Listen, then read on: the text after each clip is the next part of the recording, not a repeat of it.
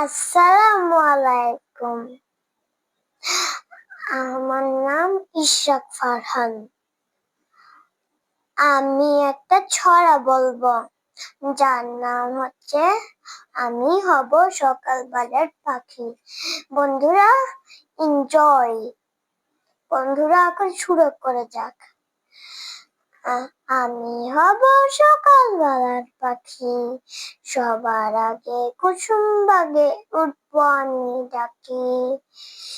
সূর্য মামা জাগার আগে উঠবো আমি জেগে। হয়নি সকাল ঘুমাও, এখন মা বলবেন জেগে। বলবো আমি আলসি মেয়ে ঘুমে তুমি থাকো।